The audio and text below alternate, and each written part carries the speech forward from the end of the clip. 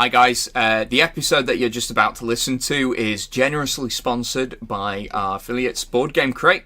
Board Game Crate provide a monthly subscription service where they get fresh new games delivered straight to your door. Just head over to www.boardgamecrate.co.uk, and furthermore, if you use our discount code UnluckyFrogIsAwesome, all lowercase, all one word, you'll get a cheeky little discount. It's easy to remember because it's true.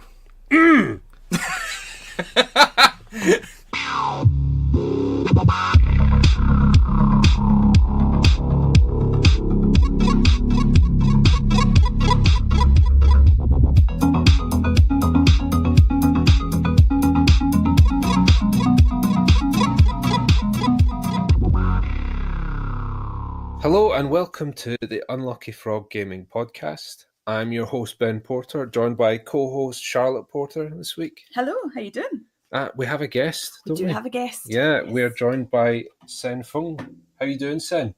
I'm doing great. How are you? I'm very well, thank you. very Sen, good. you have quite a few gaming credits under your belt just now. Would you like to rhyme a few of them off for us? Sure.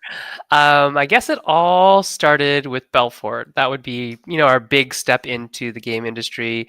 Almost, 7-8 years ago now. We actually had a game published before that, but Belfort was actually the game that got signed first. And being a, medium to heavyweight Euro, it was the one that really got us recognized in the industry.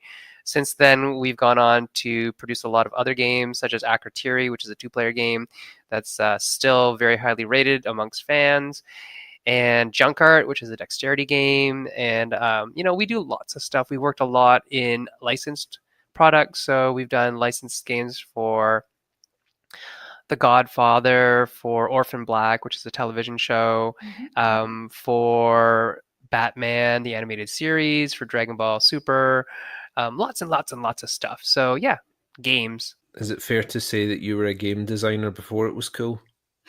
Yeah, pretty much. I was a game designer when not everybody else was a game designer, and that's okay. I mean, I've been designing games since I was probably around 6 years old. Wow. Just a wee lad in the basement of a university playing games with 20-year-olds and thinking, how can I make this better? And then I went and did it, and that's why I do what I do now, I guess. Living the dream. The rest of Yeah. the say is history. So we're going to dive into what Sen's up to in a bit more depth later on. But we do have a couple of bits of news. We do. One of them is particularly weighty, it has to be said. Spiel de Jahres the nominations nominations, for yes. 2019 have been announced. So, as usual, I don't think we've played any of these yet. We're always a bit late to a bit late to the party. So what we'll do is we'll just rattle through the nominations in each category, and then we'll pick them at bits. So the Spiel de Jahres, the nominations for this year are Just One, Llama, and Werewords. Have you played any of these, Sen? Yeah, I've played Weirwords and I've played Just One. I haven't played Llama yet, unless it's a re-implementation of something else, but I don't think it is. So I haven't seen that one yet. But Just One is a game where it's actually really simple and quite ingenious, like the spin that they put on it. So have you ever played Categories? Yes. Okay, so in Categories, it's a game where there's a thing, and we all come up with a related word, and if you have the same related word as me, we both don't score. Yeah. Right? So imagine that similar type of mechanism in a game where a person is trying to guess the word. We don't know the word. The word is being guessed, and we are all giving clues to that person, and the clues we give them can't match another person's clues. So they will eventually get less and less clues if we all think alike. And so Weird Words is a game, I've only played it once, and I've only played the English version, so I'm not sure what's happened to the other version. I'm sure it's the exact same.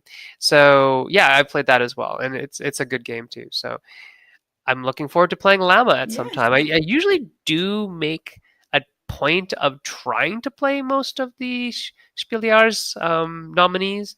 I think I've played almost all of them so far, but it's not really like a bucket list thing that I go out and hunt them down. But you play enough games, you're eventually going to play most of the Spiel de Jahres winners or nominees because they are just good games in that regard.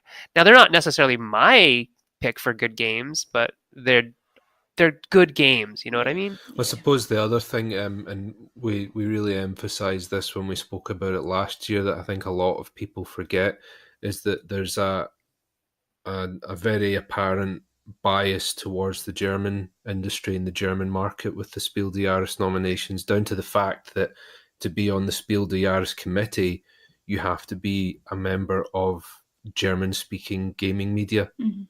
Yeah, and the games have to be produced in German. Yeah. Right, and so because it is not it's not a world award, it's a German award. Yeah. And so we have to recognize that. We have to also recognize that they may not suit our needs because they're really looking at it from a family perspective, based on the hobby in Germany being family oriented. If you've ever been to Essen, it's families and families and families and families and families. It's not like it is necessarily over here at Gen Con, where it's like if you see kids, that's a rarity. Yeah. There's more and more kids being involved in the hobby stateside and in Canada. However, in Germany, the culture has been, for a long time anyways, that hobby gaming is for a family to participate in together. What is interesting about the Spiel de Jahres nominations this year is that they're all very lightweight card-based party games as well, which, like Sen's saying, the Spiel de Jahres nominations have always been more like family games, but not necessarily light, if that makes sense. I mean, last year's winner was Azul, which is not a particularly light game, and obviously you got a fair... The tiles are heavy. Yeah. Well, you got a fair amount of components there, haven't you? But I mean, I think all of these games are probably under the €20 mark, and seem very accessible, I would say as well. Yeah. Yeah, no, I would agree that these are very accessible games, both rules-wise, cost-wise, size-wise. They're not going to take up a lot of space on your shelf or your table. Azul isn't a super complex game, but it definitely has, production value in terms of the tiles, the board, the little circles that you have things lying on that you don't really need, but they're nice to have anyways, which is definitely different than, like, just one is a deck of cards and a bunch of whiteboards and markers. Yeah. So it's interesting to see that the type of games between the various awards have polarized somewhat, and it'll be interesting to see if that's just been a coincidence or if that's something that we'll see more going forward, because the three Kennerspiel de Jahres games are all suitably hefty, both in the components and mechanics. Yeah, I mean, what's up for the Kennerspiel? I don't have the list in front of me. So we've got Carpe Diem, right? Detective, and Wingspan. Right. Okay. Those are interesting. So those three games, again, like if you look at them though, they're weighty, but they're not like, TI4 level of weight or Gaia Project weight or anything like that. So it's still within that realm of reach for the German game press to say this is still a game that families would enjoy. Of course. Maybe with slightly older children, right? Versus something like, well, that's really just for hardcore gamers. And I've talked a lot to Tom, who is the kind of president overall person of the Spiel de Jahres, and it's just interesting to listen to him speak and see the perspective when we think of it as this big great award thing. It is. I mean, it carries its weight. Anything that wins the Spiel de Jahres or even is nominated for the Spiel de Jahres will immediately need to start printing games. Oh, yeah. Because the German public will say, "Oh, that must be good," Yeah. and so it is one of the only awards out there that actually carries fiscal weight to it, financial That's rewards true, for yeah. actually winning it or being nominated. And so it has a lot of power, but a lot of gamers that I know feel that it doesn't represent the hobby to its fullest extent. And I agree, it's not Yeah. meeting everybody's needs, but it does what it does very well. And if it tried to be broader, I don't think it would actually have the impact that it does. No, and it comes back to this thing again that I think, and I think it's something that we maybe need to be emphasizing a bit more whenever we do talk about Spiel de Jahres, is it's a German industry award. And reflects the German people Absolutely. in the German market. I mean, the like, German, last year, the panel actually made a statement about how appalled they were with the standard of some of the German translations, to the point where they actually disqualified a number of potential candidates for the award based on the quality of the translation. Well, it's again, it's for the German people, right? So if you translate something poorly and send it on the hope that it gets, past the jury, that is their job, is to be the jury to make sure that things that don't meet the standards for the German population, even if it's a good game, don't get past the jury this time, right? And that's, I think that's a good thing, because we can't just hope that it'll get nominated and because it's a good game. No, it still has to function as a game for the intended audience. Yeah. And the Jahres intended audience is German.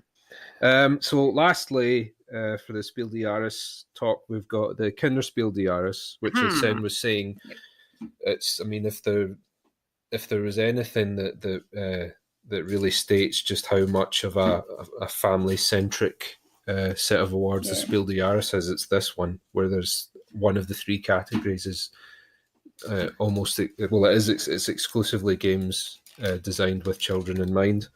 So we've got Fabulantica. That's a great name. Go Gecko, Go Gecko Go. See, you'd like that. It's a herpetology game. Yeah, there we go. Yeah. And then we've got Tal der Vikinger. Oh, okay, yeah. That's by Haba. As long as the Vikings don't have horns on their helmets, I'll be happy. I've got bad news for you, Sen. Oh, they do? Yeah, the little Viking on the front is sporting horns. Oh no! I got to talk to my Haba peeps. Again, inform children that that's incorrect starting out.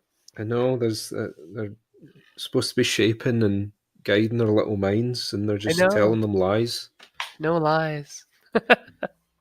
So again, I've not played any of these, so can't really comment. But I have to say, there's geckos and Vikings, so I approve. Yes, so maybe you will be playing. Yes. Maybe I will be, yeah. Well, we'll need to get into this. We have a baby due in about a month and a half, so we need to get into the... We're going to be on the family games bandwagon, aren't we? So, there you go. Spiel de Jahres nominations. Good.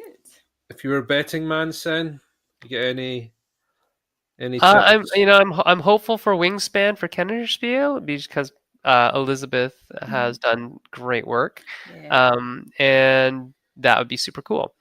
Also, let's see, for the other one, I've play tested just one, so I have, since it was ever a thing, so for the past 2 or 3 years.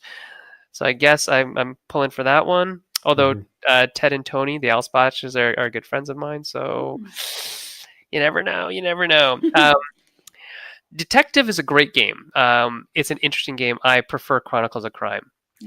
Okay. For my procedural, my police procedural fix, and for Kennerspiel, I have no alliance to any of those designers, so that one we're gonna just we're gonna go with Gecko just because I like geckos as well. There we go. So two Go votes for Geckos. geckos. Sometimes that's what it takes, isn't it? Yeah, I like mean, I do geckos. have friends at Salk, but yeah.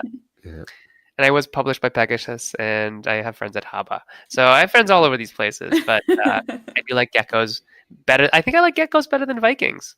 Ooh. So yeah, let's go Gecko go, and to cheer that out while they're winning would be great, right? Yeah. It's like a football cheer. Go Geckos go! Yeah, so there you go. There's the Spiel de Jahres chat. If you're listening, do let us know what you think. If you have an idea of who'd be the front runner there, or indeed who you think deserves it.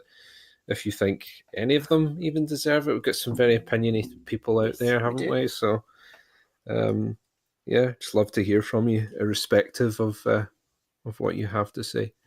So the last little news item to cover off.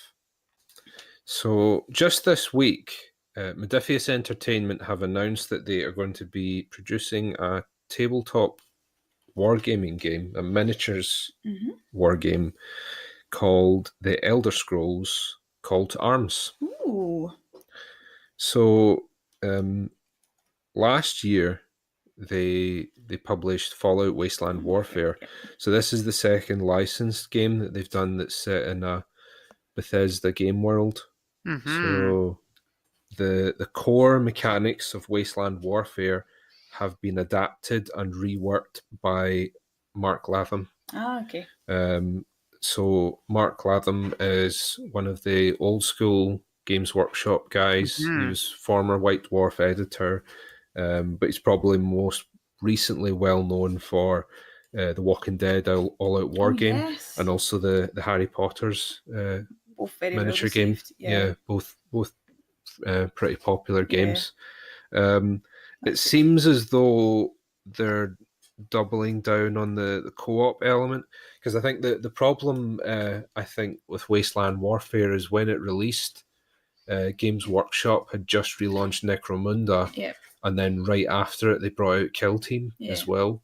But this is the thing about miniatures based games, right? Is that you can't really have a collection of 100 games the way you do with board games. You really need to commit to probably two or three systems at the most. Yeah, they're lifestyle games, right? Where a bunch of your time and a bunch of your wallet goes that's it.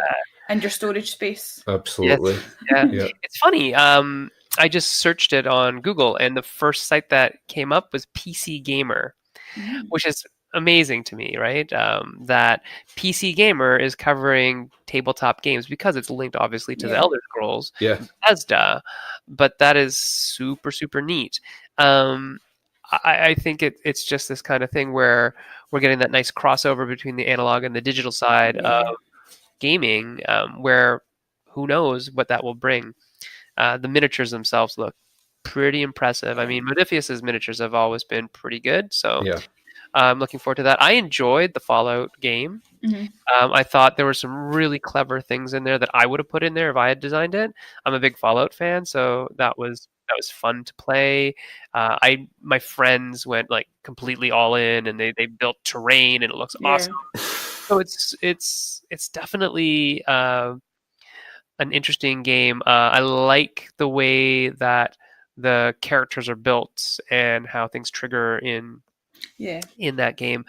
So I mean, I look forward to seeing how they've adapted it or reworked it. What did they keep and what did they take away, or what did they change to make it feel more like Skyrim than Fallout? Because that to me is the hallmark of good game design, especially when IPs are involved, is did they consider the IP well enough that I couldn't just throw another IP on there? Like, does this make me feel like I'm in that world? Right? That's what I want. Well, one of the things they've said right away is apparently stamina and magicka are resources in the game. Right.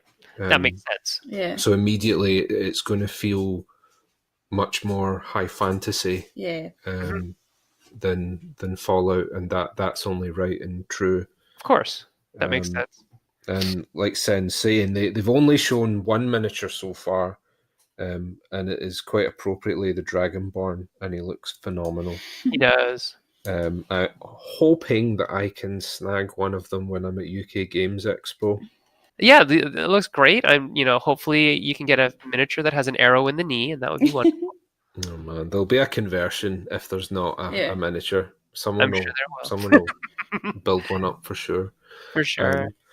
But yeah, we might have an interview with one or two of the people involved in the game coming soon. Well, I will listen. Yeah. Yeah. Very nice. But yeah, stay tuned for more on that because we will inevitably be covering it as it comes out. Anyway, that is enough about the news. Yes. We've talked quite a lot about the news, actually. Yes. Well, we got more into discussion about Spiel de Jahres. Yeah. So, Sen, you have been working on a game called Complexity most recently. Have. So, tell us a bit about that. So Complexity is a game that the name doesn't tell you the story. It's actually quite simple. It's a tile-laying game, much in the style of like Carcassonne or something like that, where you are building cities. The story is that there's a galaxy far, far away, of course, because if it was too close, then we'd all be dead too. And there's a event horizon type critical catastrophic loss, explosion of a star or whatever that's going to kill everybody within a few cycles of the sun or something. I don't know. These terms are all made up. So what happens is that the United Space Federation has hired you, all the players, to design the habitat, the complexes where all of the alien species are going to be shuttled to before the world-ending event happens.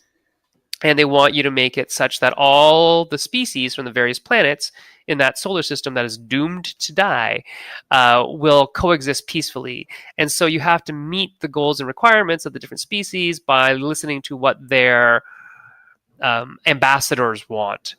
And there's a lot of problems that Jay Cormier, the co-designer, and I have with tile-laying games. Part of it is that, in a game like Carcassonne, by the time it's your turn, the table state has changed so much that planning your turn sometimes isn't easy. And so we wanted to stop that. We wanted to make a game where you could just play like you wanted to play and your city would be your city and that's it. However, we also dislike games where it's, quote unquote multiplayer solitaire. And so we sort of took a page from Seven Wonders at the time, where it's a comparative game. So I'm looking at what you're building, I'm looking at what the person on my left and right are building in order to say, okay, if I want to win that goal, I better do X, Y, and Z. And when you're doing X, Y, and Z, all X, Y, and Z is building your complexes so that they're enclosed. And when you enclose a complex, you put a species marker on it, a habitat marker on it that says this complex is mostly controlled by this alien species. And there's 4 alien species. And when you do that, you collect resources from that alien species. And you then can spend those later to do things like change tiles around, move them around the place, steal a tile from another player, those types of things that will allow you to build better cities and complexes and hopefully gain more favor from the ambassadors, right? And so it's actually a really simple game that is somewhere in that gateway style of level of play, but it's super fast and it's really clean. And there's a lot of interaction between players, but you still get to do what you want. And so I feel that it kind of scratches a lot of those good itches that you want to do stuff that is beneficial to you, but you don't want people to ruin all your stuff. You want to plan your turn ahead, and you can, and that's why it's so fast, without having to really wait for other people to take their turns. So Complexity is a game that is just really that kind of good, solid entry level plus a little bit more. If you're looking for games past, say, Carcassonne or any of those style of games, you say, I like that game, but I want a little bit more. Complexity is the game that will offer that to you. So it was designed by myself and Jay Cormier. We did Akrotiri and Belfort and a whole bunch of other games, junk art. And then the art is by Kwanchai Moria, who is my brother from another mother. He does art for, well, all sorts of things like Catacombs and Overlight and Flip Ships and all sorts of stuff.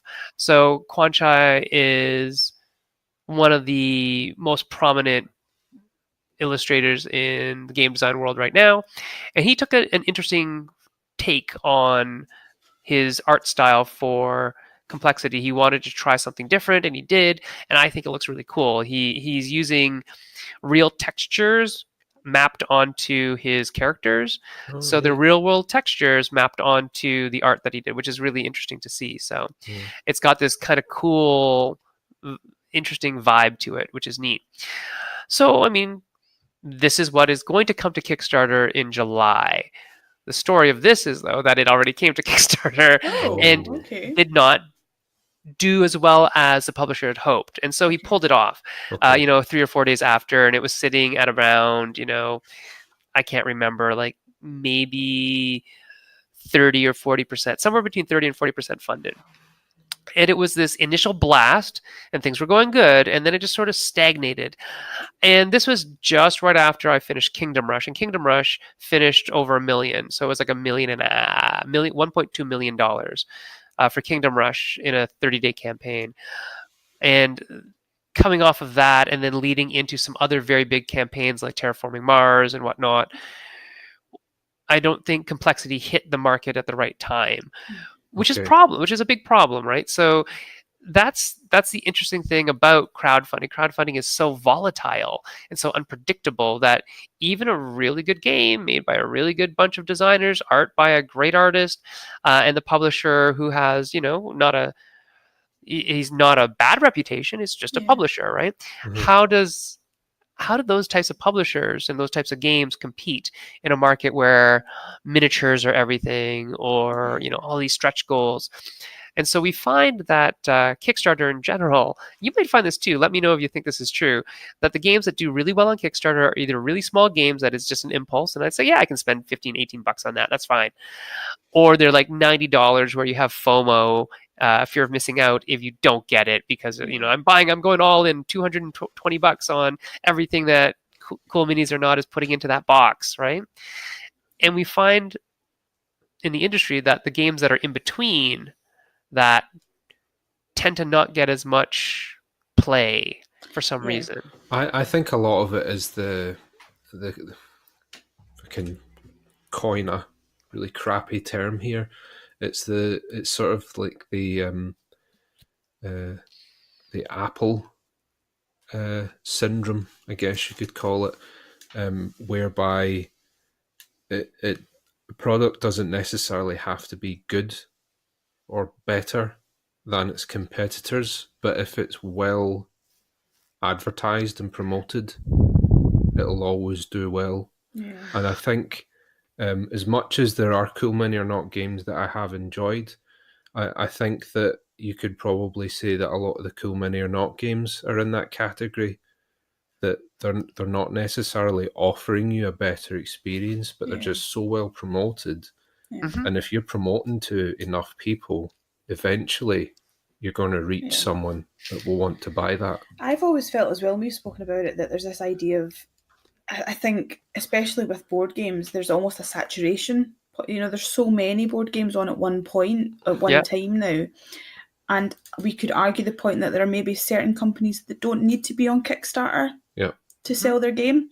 And I kind of feel that, why isn't there another service? Why isn't there something else that is a pre-order service? This is it, because the other thing is, and I think like Sen sort of touched on that when we're talking about Complexity being on at the same time as the Terraforming Mars expansion or sequel, was that ultimately, because the two ways that you can publish anything at the moment really is you go to an investor or you get it crowdfunded. The problem is that your investors are more risk averse but have more resources to put behind you, whereas on the other hand, crowdfunding is volatile And at the end of the day, that's a massive amount of people, Yeah. but all with a very limited amount of resources. Yeah. Mhm. It's interesting because, and you're right that those distinctions between, you know, a venture capitalist or whatever investor and a lot of micro investors, Yeah. there are some very big differences in them in how they work. And you get those questions like you were asking, you know, should bigger companies be allowed? Yeah. And I can see both sides. So Mhm. on the pro side, yes, they should be allowed, is that every company can have cash flow issues. Yeah. And if people are willing to throw money at something, why wouldn't you take that? That's one way of looking at it. The other way of looking at it is, well, you know, if these are always the ones that are pushed to the forefront, how does Kickstarter meet its original intended sort of mission statement of helping people build their dreams? Yeah. Right? And I think it's way far gone. I mean, we're 5 years past that. Oh yeah. But even lists like the Hotness on BGG, they do the same thing. It just the cream rises to the top, Yeah. or is it the cream? Isn't it just the hyped that rises Yeah. to the top? And then, so for me personally, it's funny. I find more games that I like in that 7 range on BGG scores. Like if you're going to look at the ratings of it, Uh-huh. most of the games that I really actually love are in the 7 range. The games that I find in the 8, 9, 10 range, it's like I'll play them. It's like, wow, that didn't meet up to the hype at all. Yeah. You know, so it's this interesting thing where you get all this hype built, so this hype train that started, you know, choo-choo, and we're off on the hype. But is it in the end helpful if the product comes out and it's not as good? As a publisher, you're like, yeah, I made my money. Maybe that's what you want. Yeah. As somebody who's in it for a longer term, it's like, well, maybe I need to do better. I don't know. It's such a hard thing, and humans are so strange about all this stuff, Last year for our choice of game of the year, right? What did you pick? we picked a game called Koi by Smirk and Dagger. Yeah. Um, It was my friends were just playing it the other day at Geekway. I love it. But the thing that really surprised us, because we did a live show at the beginning of the year in Glasgow City Centre. Right.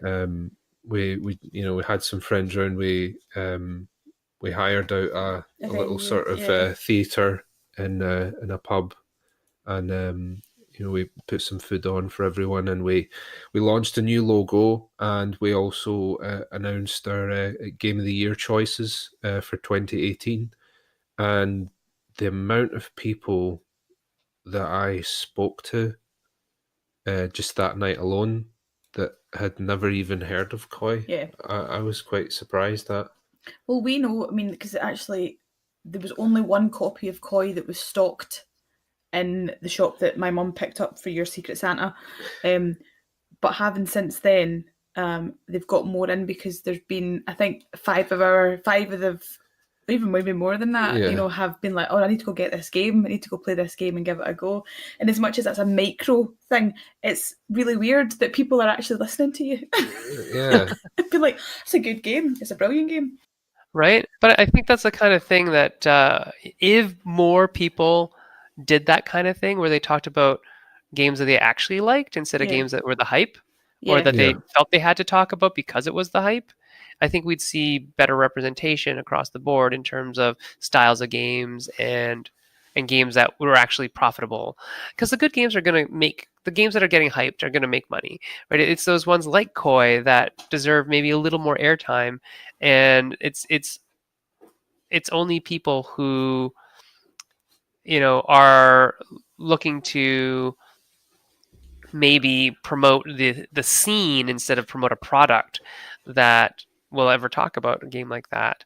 Yeah. There's a bunch of really, really good games that are really, really underloved because they get overshadowed by things like, as much as I like big miniatures, games with big miniatures or whatever, right?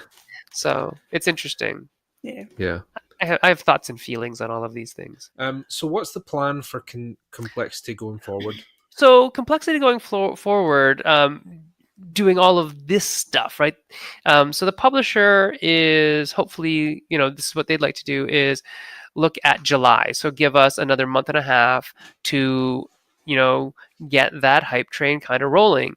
And it's kind of funny that I'm typically not up on the hype train, but you got to play the game in some ways to play the game. If you want to be a starter, you got to play the game. And so we have to work on how do we do that? How do we make that happen? And it's a lot of marketing, and it's a lot of doing these types of things, like talking about the game, being present in game spaces, going to conventions and showing the game off. Those types of things are what's really important. As a game designer, it's interesting because we want the game to succeed. We really do. Obviously, it's our game. We love it. So it's a bit of an interesting thing. I would love for all publishers to be experts in marketing. However, they're not all experts in marketing. And we as game designers should be giving them the tools that they can market with. Like, here's a new part of the game, or here's some cool art, or here's a neat design, or whatever, right? That's what they should be marketing, but they should be the ones marketing the game.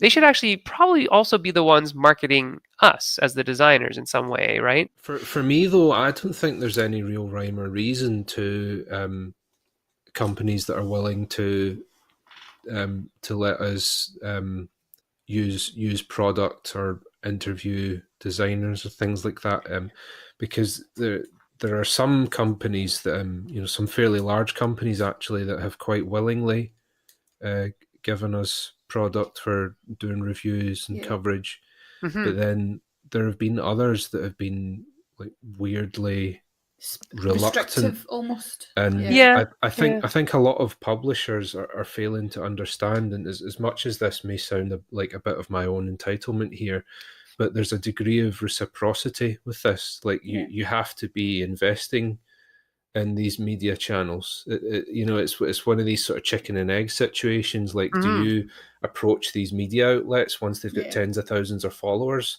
or should you really be helping them get there by giving them things that they can show off? Well, like you said, I think it's reciprocal, that you could very well do both. Yeah. And you could help build trust, and you could help build an ally, right? Yeah. Like, so it was really interesting. There was for Kingdom Rush, Vince, the owner of Lucky Duck, made 100 prototype copies. 100. Each of those prototype copies, I don't know how much they cost. They must cost a bunch, because they were full color printed. It's only one scenario or three scenarios out of the 26 or so, but they had the miniatures in there. They had much of the parts that will be in the final box, and he sent out hundreds of them. Like, not only just produced them, but then had to mail them all from Poland or France. And so that to me is showing the commitment in understanding how media will help promote the game, help bring views, help bring backers, help make those conversions happen, right? And I get that smaller publishers can't always do that, but at some level, it's not a game anymore where you can build it and they will come. It's not that. That's not the game anymore. The game is, you need to bring an audience to Kickstarter day one. And so you should have been starting this day 90 before, day negative 90, right? Getting all those prototype copies out, getting them played, correcting any rules errors so people aren't playing them wrong when they're showing them. Getting people to then record their playthroughs or their previews, or whatever we're calling them now, because it's not a review, right? And if it's paid and it's a paid preview, then then the publisher is paying you for your reach, So there's all this sort of other interesting stuff that's going on right now in terms of how does the media get funded to do what they need to do without directly being tied to the publisher. So I've been thinking a lot about media and game media and things like that as well. So it's just interesting to think about, how does that play into Kickstarter? How does that play into the games we design, right? When we're talking about the Spiel de Jahres, and if you want to win a Spiel de Jahres, you kind of have to design to that award. It's a really kind of interesting thing to think Yeah. about, right? That I'm sure most people don't think about that. Most designers are just like, I'm just going to design a game, and it happens to fall in that. But I bet you, if you did it like a meta-analysis of all the of all the games that have won the Spiel de Jahres over the many years, you could probably come up with a formula that would say my best chance would be to design a game like this. Yeah, because I think is the where you really begin to see that is when you look at the designers that have won the most Spiel de Jahres awards. Yep, and it's the same like three or four names that pop up consistently. It's a bit like people talk about certain films being Oscar bait, don't they? It's like there's this idea as well that you can produce a film with the Academy in mind. Yeah. I remember years ago, do you remember that film James McAvoy and Keira Knightley were in, Atonement? Atonement, yeah. That had Oscar bait written all over it, you know. the weird sort of existentialist shots of like a frog in between the chaos of human life, or like a little bee hopping from flower to flower and stuff like that. Yeah.